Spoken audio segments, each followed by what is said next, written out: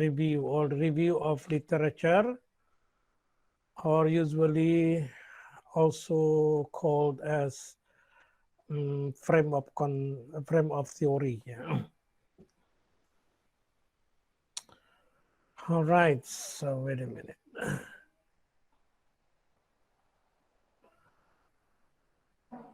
I have got your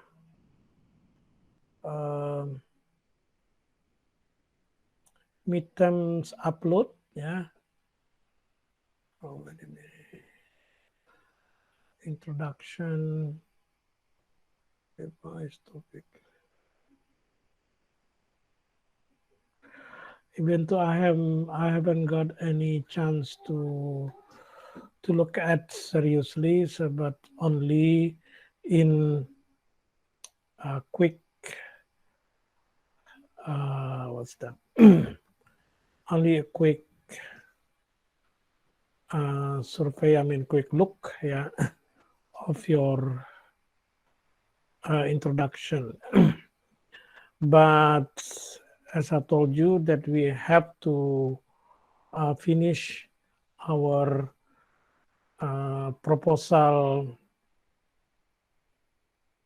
section, yeah, up to methodology. The biggest work of this semester is to actually to decide the topics and also to write your methodology. And these two things are related to each other, because your methodology really depends on your topics, and also the section literature review also depends on the topics. All right, now with this quick meeting, I mean, we are going to have a not long meeting. I just want to finish what you have to do in this section. So I consider the first part of proposal, yeah, the title and the introduction already completed, yeah. Whatever the results, but at least I have already given you some guidance and also some explanation about how to write an introduction. Yeah. And now I already decided to accept all the title that you have given to me, and then now we have to continue because of the time is very limited. Literature review. Now, in research, literature review is used to frame your concept actually. Yeah. Tetapi di dalam tradisi kita itu ada dua, ya, frame of theory dan frame of concepts. Sebenarnya frame of theory ya itulah frame of konsepnya, ya. Frame of concept ya itulah teorinya, sebenarnya begitu. Nah, cuman kalau dipisahkan, dia frame of theory itu adalah benar-benar survey of theory. Maksudnya survei di situ adalah kita melihat teori yang ada. Cuman itu sangat ini sebenarnya sangat konseptual. Nah, kalau S1 diminta untuk bicara yang sangat konseptual itu sangat sulit. Akhirnya banyaknya itu copy paste. Padahal sebenarnya literature review itu tidak bisa copy paste. Walaupun kita menggunakan ide orang lain, tetapi our voice istilahnya itu tetap harus extend, ya, harus exist. Karena kita diinspirasi oleh orang lain, oleh teori yang ditulis oleh orang lain, baik itu oleh pakar maupun oleh peneliti yang sudah lalu. Nah, dengan inspirasi itulah kita menentukan sendiri gitu konsep kita seperti apa. Nah, dengan menentukan sendiri itulah yang disebut dengan konsep. Kalau tadi melihat, menceritakan ide orang lain itu namanya literature review. Nah, sebenarnya itu bedanya. Nah, di dalam riset proposal itu di-separate ya.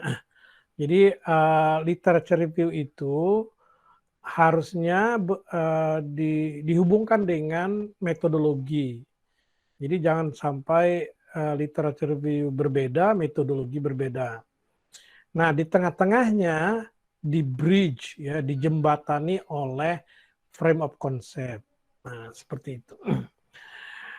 Nah, tapi dalam banyak hal, dalam banyak tulisan mahasiswa sebenarnya untuk menulis frame of concept juga tidak mudah ya. Dan saya tidak memaksa sebenarnya. Yang penting mengerti antara teorinya begini, metodologinya begini. Saya tidak terlalu cerewet dengan frame of concept. Nah, untuk mata kuliah ini saya tidak meminta Anda menulis frame of concept. Kita cukup teori, habis itu metodologi. Nah, apa hubungan teori dengan metodologi?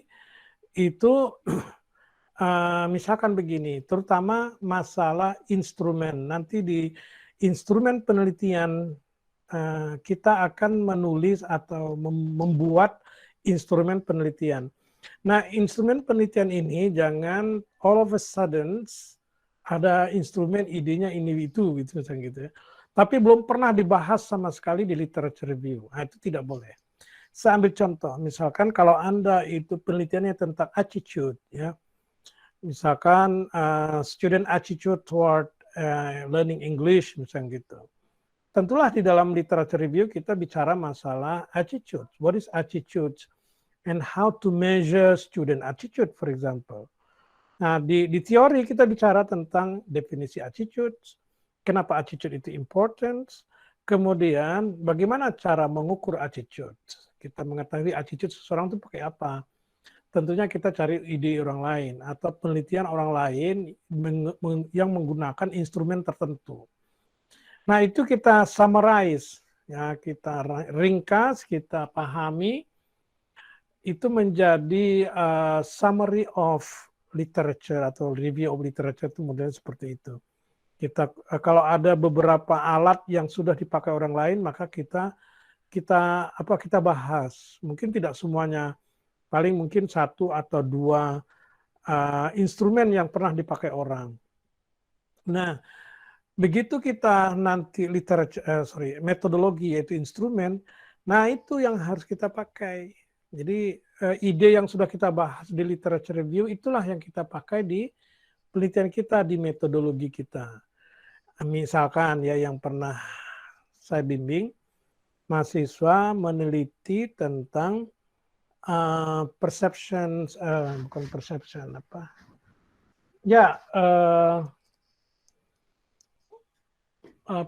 ya, technological perception. How do the student use technology gitu kan? In this case is Google Classroom yang saya ceritakan kemarin. Nah, untuk mengukur bagaimana persepsi mahasiswa terhadap Google Classroom itu ada penelitian perception yang sudah cukup tua ya, tahun 81 itu ya. Davis mengembangkan questionnaire untuk mengukur perception. Menjadi perception paling tidak tuh ada dua ya, perception the easiness of technology of the easy use of technology. Yang kedua the usage of technology ya. The perception of easiness and the perception of usefulness ya. Jadi dia bertanya kepada mahasiswa, maksudnya kalau Davis sih bukan kepada mahasiswa tapi pada guru tentang teknologi secara umum waktu itu ya. Waktu itu tidak ada masih teknologi zaman sekarang. Karena 81 kan berarti dia nulisnya tahun 70-an. Nah, pertanyaan generiknya milik Davis itu dibahaslah di literature review. Nah, nanti ide utamanya kita pakai untuk membuat kuesioner milik kita ya. Teknologi misalkan karena judul kita adalah Instagram misalkan, maka teknologi itu kita ganti dengan Instagram. Jadi kita ngukurnya adalah the easiness of Instagram and the usefulness of Instagram. Nah, misalnya seperti itu.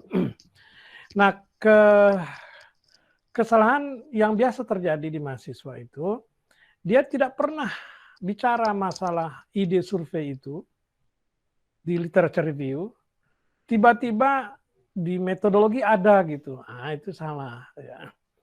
Apapun yang muncul di metodologi, kalau ide tentang bagaimana mengukur sesuatu atau bagaimana mentreatment sesuatu, itu harus sudah dibahas di literature review. Itulah sebabnya disebut dengan frame of concepts. Ya. Jadi literature review is to frame your concept, is to decide to design your concept, conceptual framework namanya. Nah itu, basically is like this ya. Jadi jangan sampai sekali lagi, karena ini yang paling sering, jangan sampai ada ide baru di metodologi yang tidak Anda bahas di literature review. Di metodologi boleh yang baru itu cuman hanya definisi riset design. Nah itu boleh. Misalkan apa itu classroom action research, itu tidak boleh dibahas di literature review karena classroom action research itu bagian daripada metodologi riset ya, atau desain riset. Tetapi kalau bagaimana cara mengukur atau bagaimana cara mengajar grammar dengan project based learning misalnya gitu, tiba-tiba ada kuesioner atau cara mengajar kronologi ataupun step by step atau disebut dengan syntax ya, teaching syntax itu kronologi bagaimana kita mengajar dengan project based learning, sementara Anda belum pernah bahas sama sekali apa itu project based learning atau bagaimana cara step-step apa saja project based learning itu belum dibahas, itu salah. Jadi itu hubungannya antara metodologi dengan literature review. Oleh karena literature review itu memang harus sudah jelas sebelum kita metodologi. Oke, nah itu yang pertama yang mau saya klarifikasi di pertemuan kali ini tentang literature review.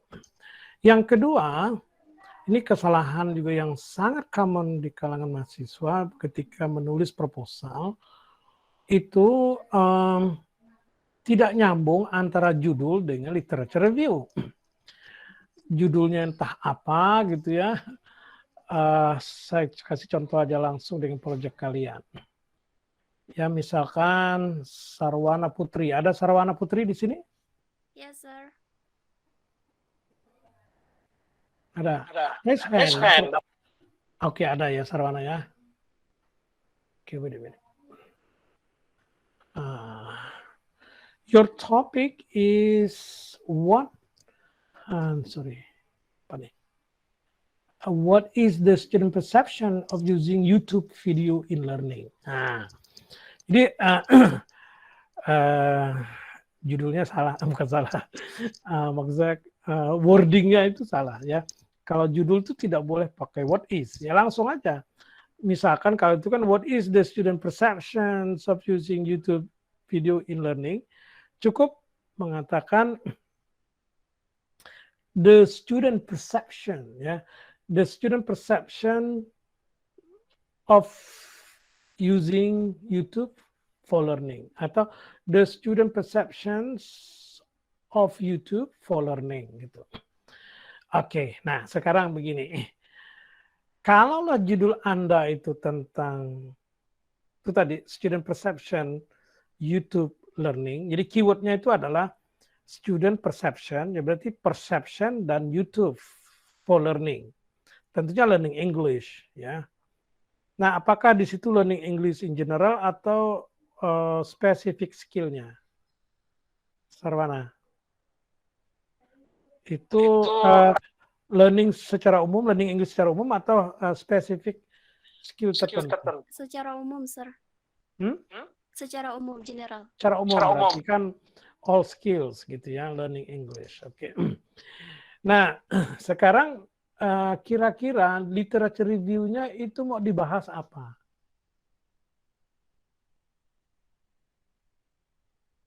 Nah, ini yang sering mahasiswa itu tidak terjangkau gitu, atau enggak tahu lah saya. Coba Sarawna, can you guess what are you going to write in your literature review?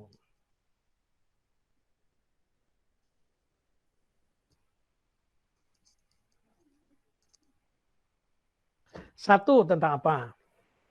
Tentang maybe about the student perception of using Tentang the perception of student of using the student perception, sir. Student perception. Oke, satunya lagi? And learning English. Learning English. Teknologinya mana? Oke, nah ini saya tidak akan mengulang ini ya. Ini nanti, ini kan saya rekam, jadi nanti boleh di anu lagi, di play. Dan topik yang sejenis begini, gitu ya. Kurang lebih nanti topik literature review-nya itu sama. Misalkan student perception, tadi YouTube. Student perception, Instagram. Student perception, apalagi misalkan Google Classroom. Student perception, nah itu teorinya sama.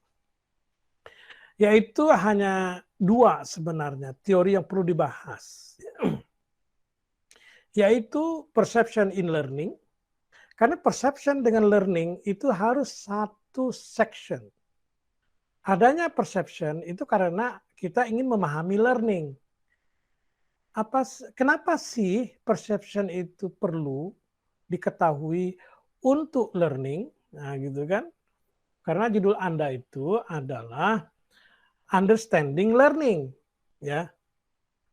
Kita sebagai researcher, ya, sebagai guru, ingin mengetahui how learning happens. Salah satu aspek learning itu adalah perception. Ya. Jadi antara perception dengan learning itu jadi satu section. Jadi perception in learning. The importance of perception in learning, misalkan.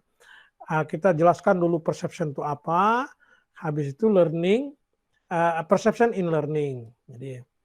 Jadi perception itu kita bedakan dengan attitude karena mirip-mirip perception dengan attitude, ya. Kenapa sih attitude itu perlu diketahui? Karena dengan mengetahui attitude-nya kita tahu bisa memprediksi misalkan apakah dia itu suka atau tidak suka. Atau dia attitude-nya seperti apa, negatif, positif, gitu kan. Kalau misalkan kalau perception, kalau dia perceive something, dalam hal ini YouTube, misalkan, kalau kita kasih survei mahasiswa, misalkan, YouTube itu untuk apa? Nah, ketika kita tanya begitu, apa yang terlintas di otaknya, itulah namanya perception. Misalkan, coba, YouTube adalah untuk, ya pasti yang pertama itu adalah untuk nonton, ya nonton movie, nonton macam-macam lah pokoknya, untuk dengar video clips song misalnya seperti itu. Bagi yang suka mancing untuk lihat orang-orang mancing maniak misalkan. Bagi yang suka humor ya itulah semuanya ya, banyak sekali.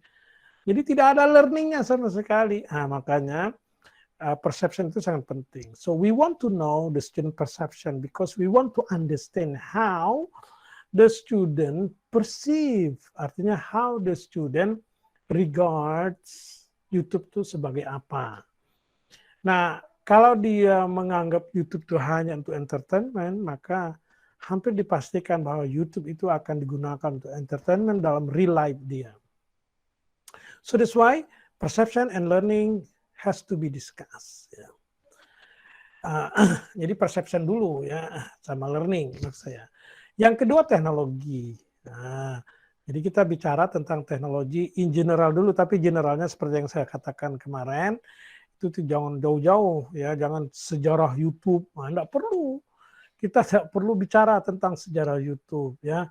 Cukup langsung saja kepada misalkan sekarang memang benar-benar yang disebut dengan teknologi adalah teknologi misalkan akses internet ya, apapun ya, apalagi dalam bidang pendidikan Yang kita maksud dengan teknologi hari ini itu adalah apa yang available online gitu ya, can be access freely dan sebagainya seperti itu.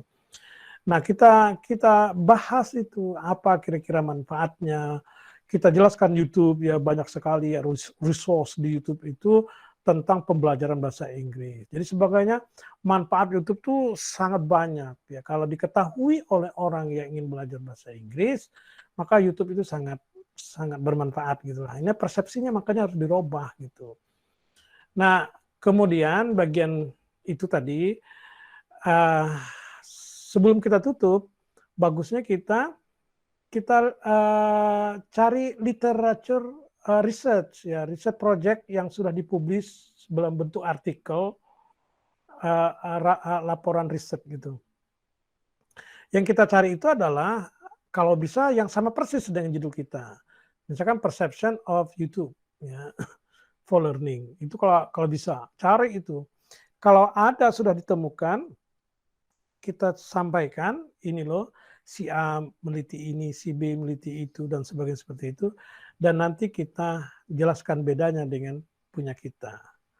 Nah, kalau juga tidak ada, misalkan belum ada penelitian tentang perception dan YouTube, maka penelitian kita adalah pokoknya penggunaan YouTube untuk belajar, penggunaan YouTube untuk mengajar, itu menjadi literature review dan menjadi previous riset kita. Nah, seperti itu ya. Jadi dua hal itu. Sekarang saya ambil contoh judul lain. Diah Bismi. Ada Diah Bismi? Yes, Diah. sir. Oke. Improving student English vocabulary through Kahoot games. Nah, coba sebutkan ke saya 2 section yang harus dibahas. About students ability to sorry, sir. About student English vocabulary and Kahoot games, sir. Ini tadi tuh saya jelasin itu. Sekarang tadi kalau yang apa tadi Sarwana itu penelitiannya itu tentang teaching or tentang learning, Sarwana? Learning, sir. Learning. Sekarang kalau dia penelitiannya itu tentang teaching kah tentang learning? Learning, sir. Teaching. Teaching itu kata-kata improving itu kan artinya teaching. Sama dengan itu kan judulnya Improving Student English Vocabulary, sama dengan Teaching English Vocabulary kan gitu. Improving student itu sama dengan teaching kan gitu. Karena teaching adalah improving student. Jadi antara judul Sarwana dengan dia itu berbeda banget. Kalau tadi Sarwana itu adalah majornya penjelasannya tentang learning, kalau yang ini tentang teaching. Nah, jadi harus bicara teaching, walaupun di situ tidak ada kata-kata teaching, tapi harus dijelaskan what we mean by teaching. Nggak usah panjang-panjang cerita itu, yang lebih panjang itu harusnya what we mean by teaching vocabulary. Coba, teaching vocabulary itu apa? Kan artinya kita harus definisikan teaching dulu. Sekarang teaching itu apa? Nah, katakanlah teaching adalah helping, misalkan ya. Helping student to learn. Misalkan gitu. Berarti teaching vocabulary adalah helping student to learn vocabulary. Nah gitu. Bagaimana cara menghelpnya? How we help student? Oh, we give them games, misalkan. We ask them to play games because by playing game, the student practice their vocabulary again and again and again with joy, misalkan seperti itu. Berarti topiknya itu adalah teaching English with game, misalkan. teaching English, teaching English as foreign language, misalkan seperti itu. Di dalamnya kita bicara tentang definisi teaching vocabulary, dan definisi teaching tadi itu dengan games. Jadi itu. Nah, itu bagian pertama. Bagian keduanya sama dengan yang Sarwana tadi, karena tentang teknologi kan. Kahoot, ya YouTube sama saja sebenarnya. Cuman beda nature-nya itu adalah, kalau Kahoot itu ke game-nya. Makanya tadi kita bicara masalah teaching using games gitu. Nah, bagian ketiga literature review lagi, cari penelitian. Kalau yang sama, kalau bisa sama persis, cari penelitian yang sama persis. Mengajar menggunakan Kahoot, mengajar bahasa Inggris. Kalau ada spesifik mengajar vocabulary menggunakan Kahoot, itu bagus. Kalau enggak, mengajar bahasa Inggris menggunakan Kahoot. Nah gitu. Jadi itu aja yang dibahas tuh itu, tapi detailnya nanti apa gitu kan. Nah, oke, kita cari lagi yang beda lagi, case study. Nah, nih. Ini fangirling. Nah, mana nih? Case study fangirling, student motivation in learning. Nah, ini siapa nih? Eka Putri, mana? Where are you? Eka Putri. Are you here? Eka Putri? Kalau tidak ada, tak usah. The effectiveness of using Wattpad to improve. Nah ini saya coba. Raina, sorry. Raina Elisha. Raina, are you here?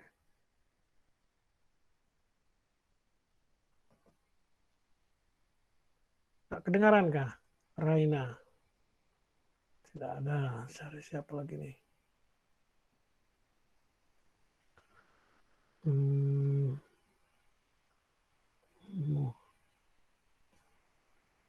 Eksperimental riset. Ah, nih siapa nih?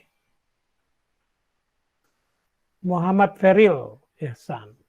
Teaching English using YouTube channel. Cocomelon.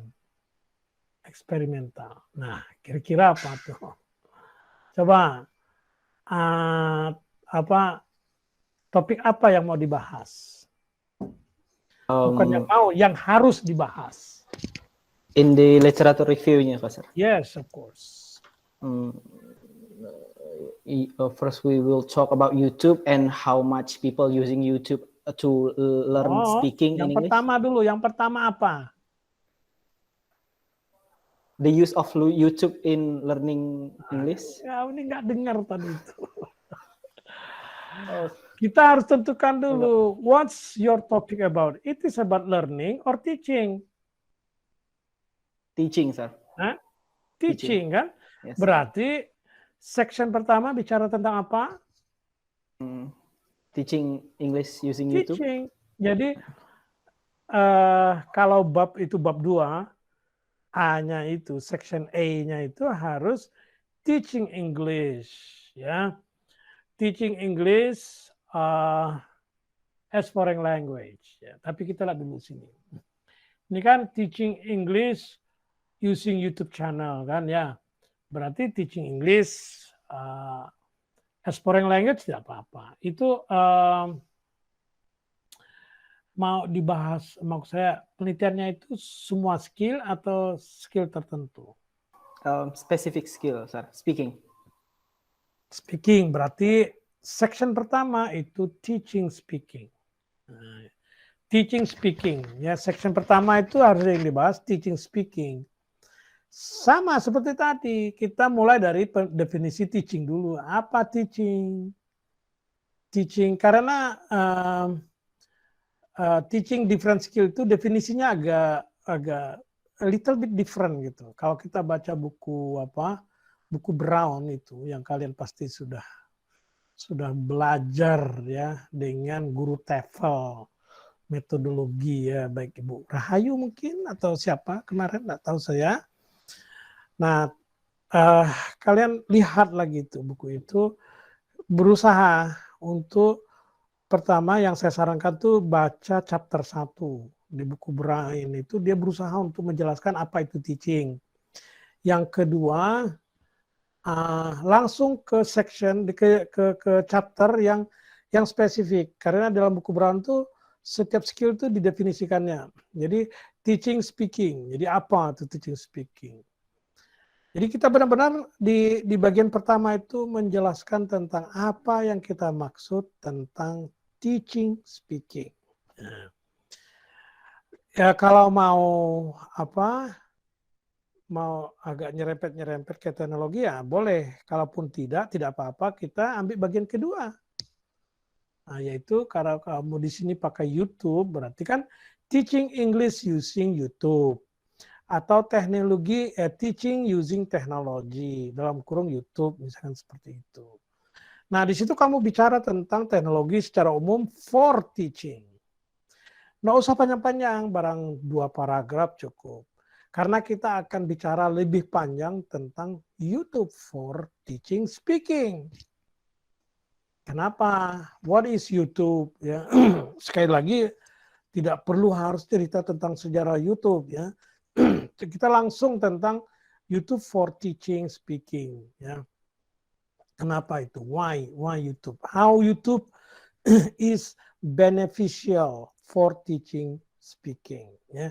How you think that YouTube could help students speaking ya.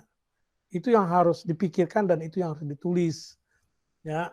Dan saya yakin tuh banyak sudah yang menulisnya orang-orang. Nah, bagian ketiga baru teaching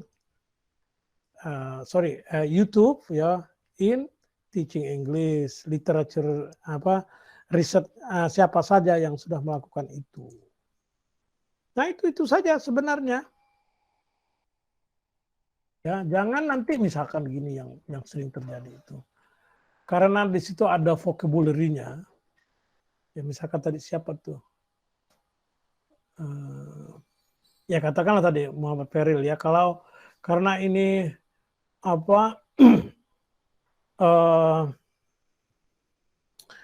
situ misalkan teaching speaking-nya ya. Jadi akhirnya dijelaskan tuh speaking. Oh, itu nanti tuh speaking, aspek speaking-nya tuh apa dan sebagainya. Nah, padahal tidak itu. Kecuali kalau kamu nanti ingin mengukur speaking.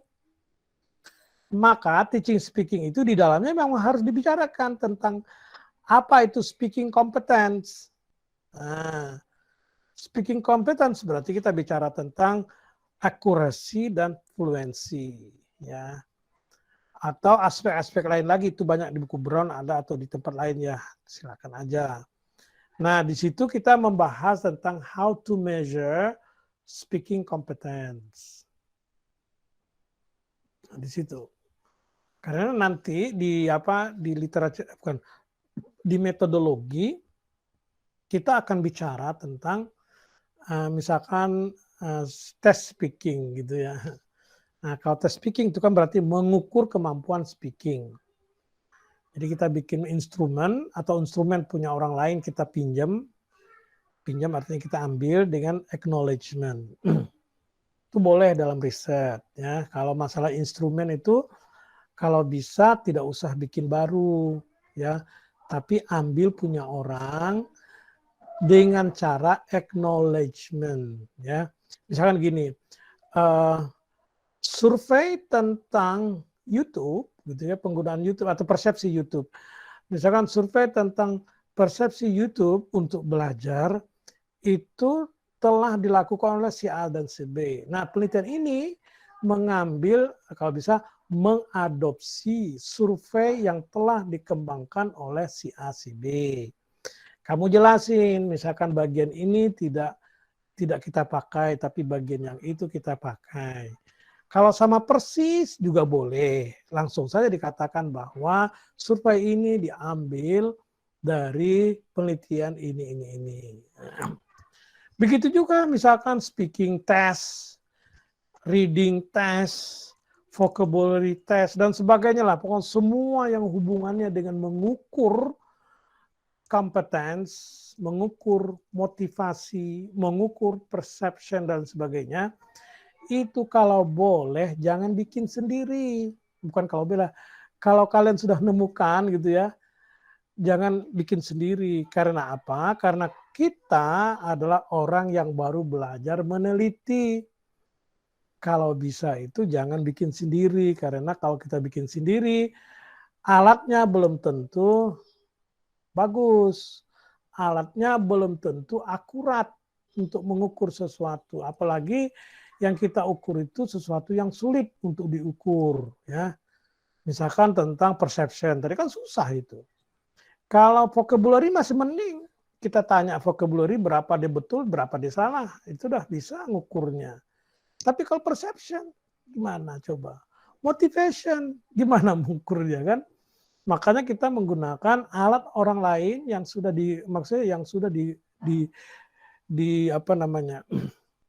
dikembangkan oleh orang lain. Tinggal kita harus meng-acknowledge saja bahwa itu bukan milik saya, ini saya pinjem gitulah. Bila ya bagus lagi kalau ada kita modif sedikit-sedikit untuk kepentingan kita. Yang tadi misalkan surveinya Kahoot, kita jadikan menjadi surveinya itu untuk YouTube misalkan. Nah, itu dia, itu yang namanya to adapt ya. Nah, saya kira itu kira-kira yang literature review yang harus Anda pikirkan. Setiap topik sebenarnya karena kita satu prodi, judul kita kurang lebih memang sebenarnya headingnya itu kurang lebih sama. Ya. Nah, tinggal kita nanti spesifainya itu kita ke bidang apa spesifiknya. Nah, seperti itu. Oke.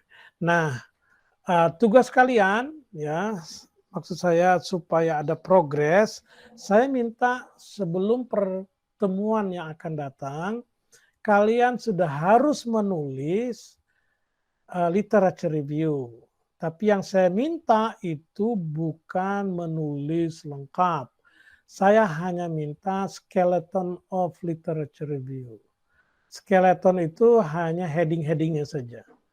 Misalkan literature, judul dulu, judul harus. Judul, nama Anda, kemudian misalkan A tentang apa. Di bawah A itu harus ada. Ini. B tentang apa. Di bawah B harus ada. Ini lagi gitu. C tentang apa. Gitu. Dan selanjutnya. Jadi saya minta itu saja. Nah, dengan adanya skeleton itu atau kerangka literature review kalian, saya sudah bisa ngukur kalian tuh sebenarnya paham ke tidak dengan judul kalian. Kalau judulnya tak nyambung dengan skeleton itu, atau skeletonnya tidak nyambung dengan judulnya, berarti kalian sebenarnya belum paham dengan riset Anda. Nah, kalau sudah paham itu pasti nyambung antara judul dengan literature review, walaupun baru skeletonnya, baru pointernya, baru headingsnya, belum explanation.